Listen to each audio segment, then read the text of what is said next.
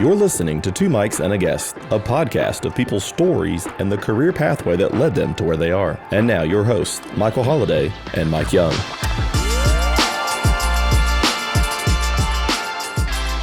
Welcome, everybody, to Two Mics and a Guest. I am Michael Holliday. Joining with me is Mike Young.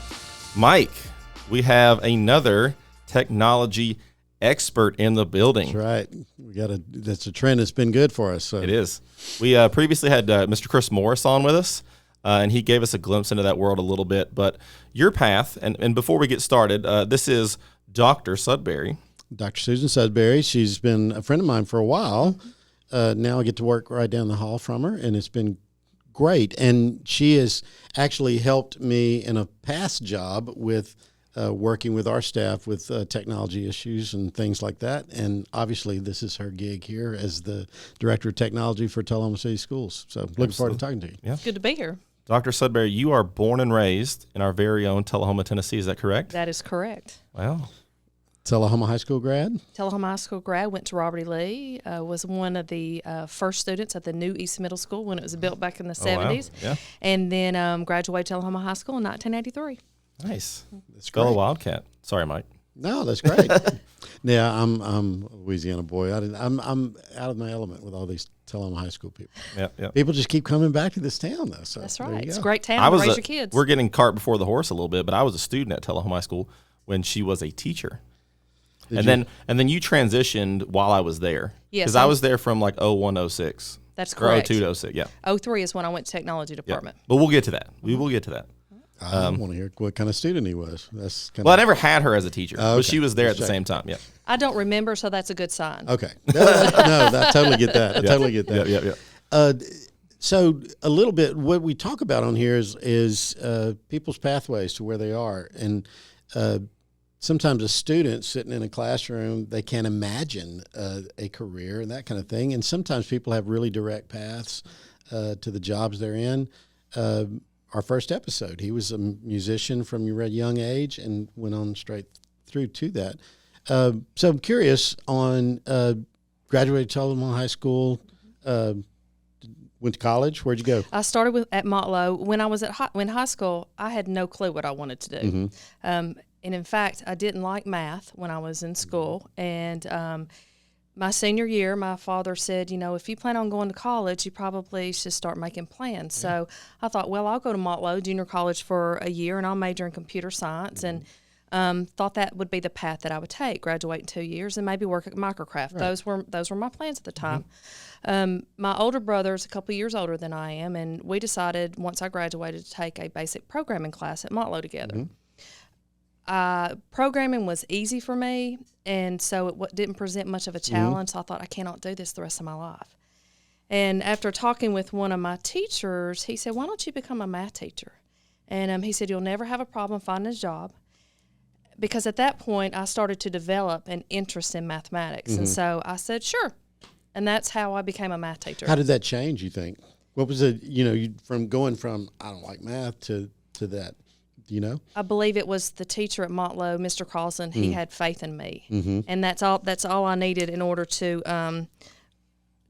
have the insight that, hey, maybe I can do this. That's become a trend we've seen on our first couple episodes is there's been a teacher in everyone's life so far that has just made it either fun or just they see it in a different light, and it's just been very impactful on them. Absolutely. I mean, every episode so far. Yeah. And, if we ever tell my story, that would be the same way. Yeah. I mean, I'm sure you've got the same kind of situation. So I think that's intriguing. So you brother said, why don't you try math and math teacher? That's where direction you went. Huh? Oh, I did, and I graduated Tennessee Tech, and my first job was an interim in Bedford County, and then the teacher was out on maternity leave. She came back, so I was hired at Smyrna High School, and I've taught everything from 7th grade mathematics through Calculus 1 with the exception of geometry.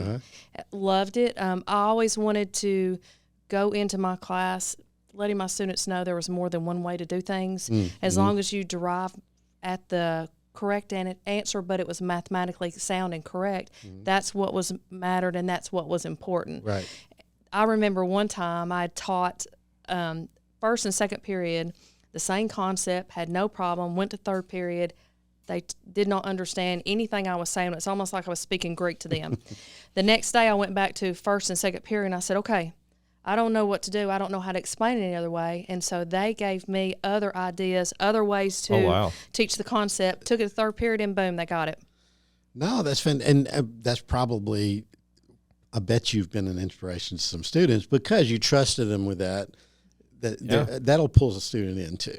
To want to hear their perspective of how they absorbed it is that's crazy. I mean, that's important that you recognize that as a teacher. Yeah. So did it work? It did. It did. They learned the concept, and we were able to move on, learn more things. Now, how has you talked about doing programming back in the day? Was that old? I don't know what language. Basic, and all those kind of things, right? Man, that's changed a lot since then. It has changed a lot. Right.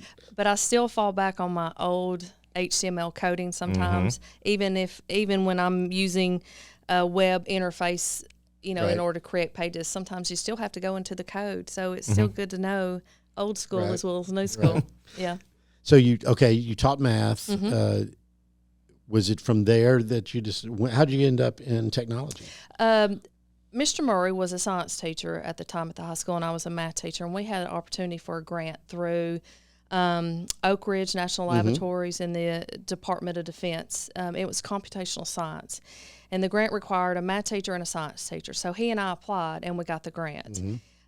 During our time, during the 2-week course that we had to take, we learned how to program in Fortran. And I thought, hey, I really like this. This is neat. So we were able to take the program back to the high school, implement a new program, which was Computational Science 1 and 2. From there, it grew into A+ certification, Network Plus certification. We did some HTML programming. So that's when my love for computers came back, and I saw it in a whole new light. I've always gone in with, I can teach you things, but you as students can also teach me as things. So I think there are some days that I learned just as much from them as they learned from me. Yes. And so no one knows it all. And I never took it as I did know it all, because I want to absorb as much as you want to absorb. Right. And so I feel like it was a two-way street some days. Yeah. No, I think that changes the dynamic, the relationship with your teacher and your students as well. But it's obviously in something like technology, if you're not a everyday learner, a lifetime learner, you're not going to be in the field very long, right? You're not, because it constantly changes. I felt like because of the relationship, there was a lot of respect both ways. Right. And so I felt like that for the most part, I was approachable. I was firm. I was disciplined, but I also valued their input, and I really truly believe that most of them knew that. I think it's interesting. I've seen even teachers that we a lot of times get the reputation for being hard. When they have that extra dynamic like you're talking about, those are the teachers I remember the most that really had a big impact on me, because they did push me and helped me move forward. Multidimensional, just, Right. So you're teaching math, you get this grant. My goodness, technology and education has changed since you started teaching. I mean, calculators were a novel thing early on, right? I mean, and really not long before you started teaching, really those weren't even part of the... They weren't. I believe it was 1987 is the first year that I had a grade book that I kept grades on a computer, Easy Grade Pro. So that's true. And that would even have been early, I would think. It was. Yeah. It was on an Apple. We had one lab. When Mr. Murray took over as technology director, I believe it's in 2001, I think there were 300 computers in the system. The whole system? The whole system. Wow. And so that has grown a lot since that time. Do you have any idea what we got now? If you're looking at Chromebooks, you're probably talking about just 4,000 Chromebooks. Right. Chromeboxes, I would say 7,500 to 8,000. That's a lot of technology for you all to not only unbox, but to push out. That's and, right. and That's load just stuff. computers. That doesn't include printers and interactive panels and projectors. Everything. Mm-hmm. I want us to talk about some of that. How did you transition from the classroom toward where you are now? In 2003, they needed someone to train teachers on how to use software. And so I applied for the position, and in 2003 I got the position. That was a technology specialist. Yes, the job that Chris Morris is in is the one that I started in 2003. Yeah, we talked to him about that. Yep.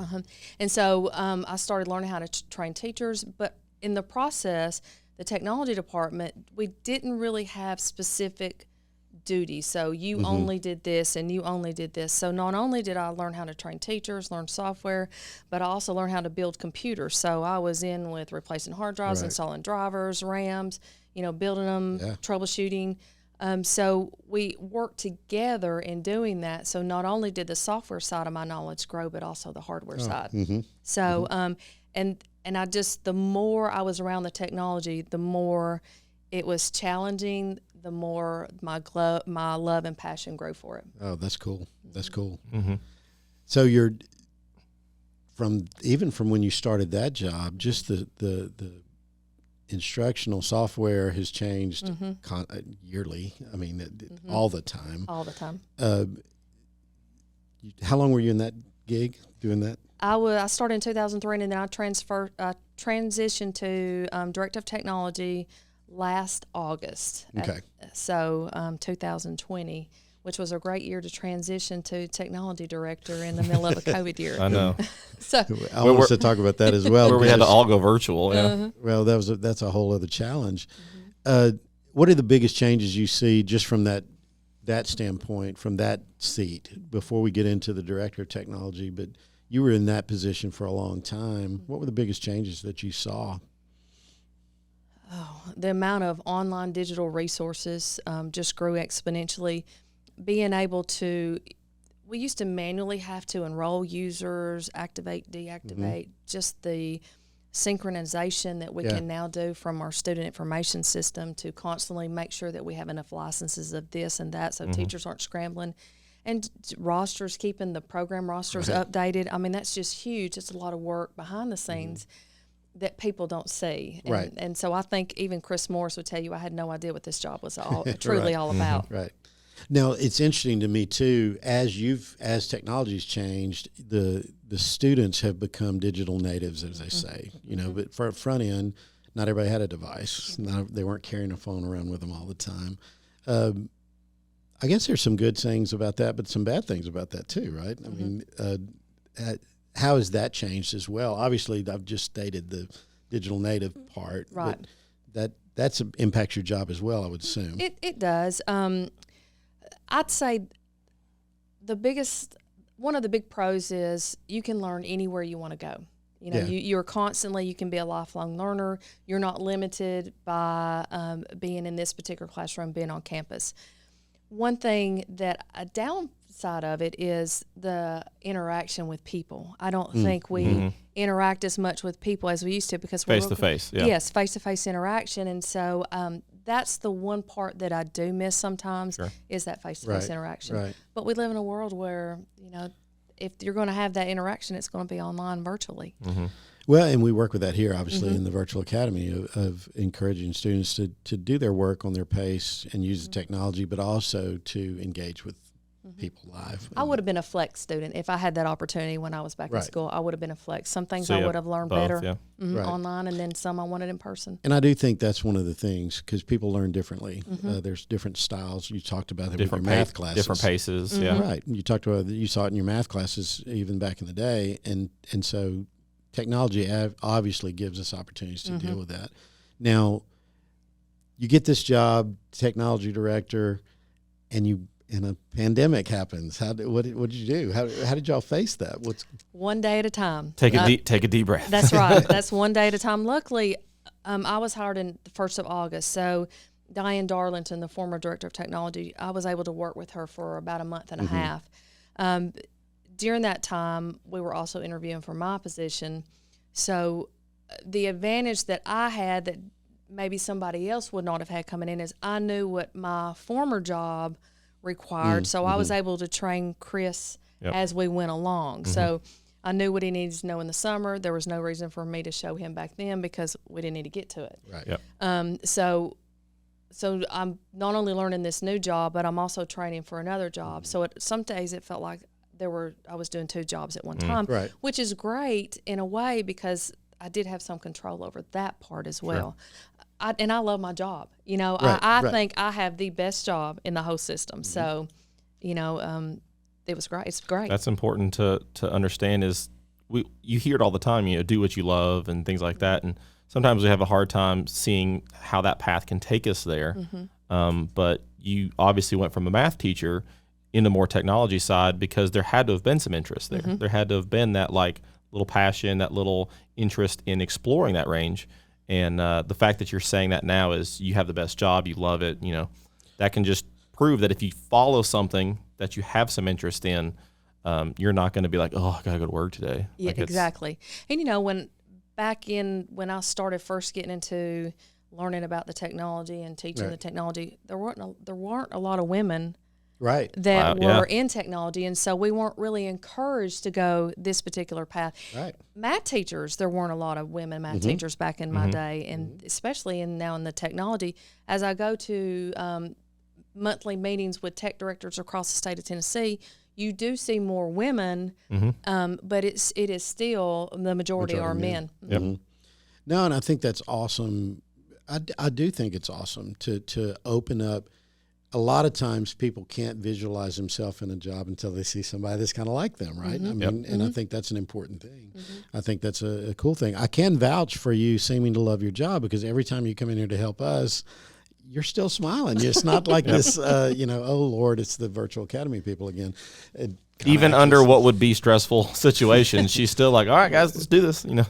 I do think that's an important thing, though, that it's not just a cast-off thing.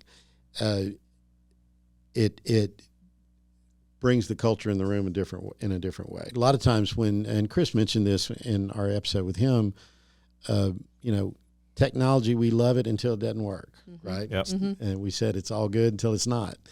And you're walking into a stressful situation a lot of times when you're helping someone because they've got a problem, they've got a deadline, they've got these things. So being able to de-escalate those and help solve the problem is a big deal. I do think it's interesting too. I'm sure you never got asked, why do I have to learn this stuff in math? Did you? No, not at all. Again, sarcasm. We do this. Yeah. It's about solving problems. You talked about that. And I would assume that's sort of what technology is about as well. Exactly. Every single day, you know, technology is great when you use it in order to streamline processes. You know, you It's a tool. It is a tool. Yep. Nothing replaces the teacher. Right. Sure. You know, and so one thing that we strive to always want to put at the forefront, we want to show you how you can use this to make your life easier. You know, sometimes we give teachers technology and say, okay, take it home and use it. See how you can use it in your everyday life. Because a lot of times it will filter over into your classroom. Oh, well, I bet I can use it this way in my classroom. So we encourage teachers, employees to take the technology and use it because we don't want it laying over there by the wayside. Sure. You know, so, and to help solve those problems. And if you don't know how technology works, just hand it to a 14-year-old and they will show you how it works. Exactly. These generations, I mean, you touched on it slightly there, but these generations of kids coming up, it's kind of all they've known. Whereas we've had to learn it, you know, over time, but, you know, it's just kind of native to them, like you said. My 8-month-old grandson is 8-month-old. grabbing the phone. He's wanting to touch it and wanting to interact with it. It's not a foreign object to him. And so that's, in some ways, as we use that technology, us old people got to be comfortable with it too, because this is, we are teaching native people in that. What's a day in the life of your job look like? It's never the same. I can have a schedule and I can plan how this day is going to go, and inevitably there are fires that pop up that need to be put out that are important, because every day it's all about, if we can't help the teachers, if we can't solve their issues, they can't teach the students. And the bottom line is we are here to help educate the students. So, you know, we'll prioritize our day, and if something else arises that's much more important, we will put that on the side, and we will make sure that teachers can teach. And I can speak on that because literally just moments before she was to come in here to tape, I was down the hallway and I heard her talking to someone else about an issue that, this is how we're going to approach this. This is how we're going to do this. Like less than 2 minutes before you walked down to us, I heard this. So she's helping right up to the minute. we asked her if she wanted to come on the podcast. So that's fantastic. Well, and you can imagine with several thousand computers being in the system, I've been dealing with podcast feed issues today. I needed an expert to come and help me with it. Roughly, how many employees does the technology department have? If you had to guess? We have 7 besides myself. I have 2 technicians. I have a mobile support technician, student Chromebooks, student iPads, things like that. I have 2 system and network administrators, the instructional technology specialist, and now Jean Marie Ford, who is our EIS data specialist, is now underneath part of my department. Okay. And she does a lot with scheduling, is that? Everything Skyward, our student information system, and reporting to the state is Jean Marie Ford. Wow, yep. She's so crucial to all the moving pieces we have. Now, I'm curious, for students that are wondering, what I'm going to major in, what I'm going to do, sometimes they can't figure that. You came through, in some ways, a back door to technology. You came through education, and you're still in education, obviously. That's the main purpose of our technology. But a lot of folks think, if I'm going to do a technology job, I've got to go get a technology degree of some kind, which is true in some cases. Some of these things are very technical, that might be a way to do it. But what are some things that a student might want to look at if because really they drove by, every business they drove by on the way to school today is using technology. Exactly. And so this is not just an education field. This is obviously goes across the board for everybody. Are there some suggestions you might give a student to look at? I truly believe that some of the certifications that are offered through like Shelbyville, the vocational school, and there's certification schools in Nashville, cybersecurity is huge. And if you can get in those certifications, your network, your cybersecurity, your A+, any of those are so valuable that a 4-year college or a 4-year degree, they're not going to be able to provide you that type of education. So it depends on where your passion lies. If you want to be a computer software engineer, you're going to have to go the 4-year degree route. Right. If you're interested in hands-on web design, cybersecurity, then you're better served going to a school that provides those specific types of certification, and you're going to come out a winner either side. You do not have to go to a 4-year college to be successful in the technology field. And I think that's so important for all students to hear, because you've got to really decide what it is you want to do, and then that will determine the path in which you need to go. Sure. No, and that's a very good word, because I've talked to college students that come out with a degree that they're not doing what they thought they were going to be doing, and so a lot of times talking with folks that are doing the job might help you with that pathway, and I think that's an important thing. One of my network administrators, network and system administrators, went to college, got a 4-year degree. The other one went to Shelbyville Tech and got certified. And they're both doing the same job? They're both doing the same job. Wow. I just think that's an interesting thing. We had a couple of bankers in here we were talking with, and it was a similar story. One went through finance and got a 4-year degree from a college. The other never got a college degree, and they both have similar jobs as administrators in a bank here in town at 2 different banks, similar salaries. And so there's pathways to get there. It's not – so I think that's interesting. What are some of your communication pathways that you can communicate with your specialist or with your teachers? Or is it email? Is it going to visit them in person? All the above? It's all the above. It's emails. It's virtual meetings if it needs to be quick. It's face-to-face training. Yeah, and I still want to get out and see the teachers, because I always want them to feel that I'm approachable. If they have a question, I always want them to email me and ask, because the worst thing that can happen is I can say, well, I don't have the funds, or that's not possible right now, but I'll put this back here and keep this on the back burner just in case that ever does. I can ever make it happen. So, but I don't get out as much as I would like to at this point. So it's a combination of lots of different avenues to be able to communicate with them. And I will say, if I've ever gotten well, I'm not sure, it's always followed up with, but I will find out for you. And I always hear back from your people almost immediately, oh, I looked into this and this is how we're going to solve this problem. It's never a high and dry, I don't know. It's your staff that works for you is doing a tremendous job, especially under the pressures that we had and still are having with this global pandemic. Thank you. Virtual, yeah, absolutely. Now, how do you stay current? I know we've talked about it changing, but how do you do that? And you got a busy job, a big job, lots of staff, lots of work. How do you learn about some of these new technologies? Ooh, sometimes it's trial by fire. I know I have to learn it. If I Again, need to be able to problem, do something, then I'll start Googling things and find out. Also, my staff, now that they kind of specialize in certain areas, they also bring stuff to our meetings when we have those weekly.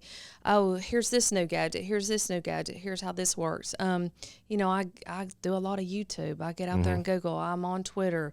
A lot of social media helps keep us updated. There's just I wish there was more time in the day for me to be able to stay more current. And there might be once I learn all the ins and outs of this particular job. Mm-hmm.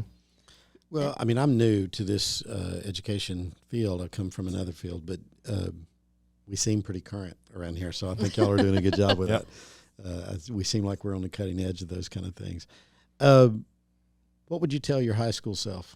I was literally just about to ask that same question. That's weird that you say that, because I was like, what do you know now that you would tell yourself back then? What would I tell myself? And I'm glad I'm not asking myself this question, but go ahead. And that's a hard. And it could be career-wise or it could be life-wise. Like what have you learned that is valuable to you now? Don't let a test score don't let it determine your self-worth.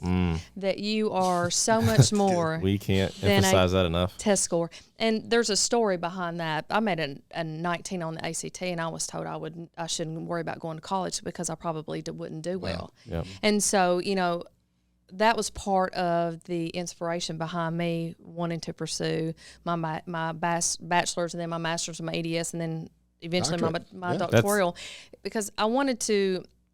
At first, it was almost one of those. I wanted to say, yes, I can, but then it was more important to me to prove to myself that I could do it. That's very similar to what Chris Morris was telling us in our last episode. Is he said he wasn't a great high school student, but that almost fueled him to prove that he was, and he can be someone who can absorb information and knowledge and learn things. I'm not a test taker. Yeah, I'd probably put myself in the same category. I've told people many times that the ACT tells you how well you take that kind of test. It doesn't tell you how much you know. It doesn't have to tell you how smart you are. And, we got to take them. But I think your words are wise, and it's something that our students need to hear all the time, because it's just one piece of the puzzle. Mm-hmm. You're exactly right. It doesn't determine your self-worth in entirety. The downside of our social media thing is we compare ourselves to everybody else, and we've always done that. It just can do it faster and quicker. Because you can see everyone else's life, but you're only seeing the life they want you to see too. Exactly. It's easy to post when you feel like you're behind a screen or a phone or things like that. You would never say a lot of things you say online if that person were face to face. Well, how many times do we take a selfie or a picture and be like, oh, I don't like myself in that picture. I'm not going to post that. Well, that's us filtering out what we want other people to see. Exactly. That's important. Well, I just think it's critical what you said about that it's a number, it's not who you are. And I think your story obviously speaks to that. To go to someone, encourage you don't need to go to college to your doctorate is that's a great thing. I had a lot of people behind me to help too. Oh, yeah. No, we always. You brought up Mr. Murray earlier, and I remember taking art classes with his brother, who was at THS at the same time. Right. And both of them, I think my love for photography and the arts came from Roger Murray. Wow. And you worked, hand in hand with his brother in technology. And again, we're circling back to those people in our lives that made a difference and helped us see our passions. You may have answered that question, but I was wondering if there was anything that we haven't asked you that you'd love to throw out there for us. Shameless plug, self-promotion. The biggest message that I have is do what you love, regardless of the dollar amount. You know, a lot of times we get out of college and we think we got to have the brand new big house, brand new car. You may achieve those things, or you may be able to get those things, but if you don't love what you're doing, it's not going to be worth it in the end. And you just got to be able to go to a job that you say, you know, I don't mind getting up and going to work today. So just do what you love. That's great advice. Yeah, absolutely. Dr. Susan Sudberry, we really appreciate your time. Appreciate you coming to absolutely coming down the hall and taping this with same us. building, so it wasn't a very far travel for you. That's But right. we know you're a very busy person. So Dr. Sudberry, again, I echo those sentiments. Thank you so much for joining us on Two Mics and a Guest. Thank you.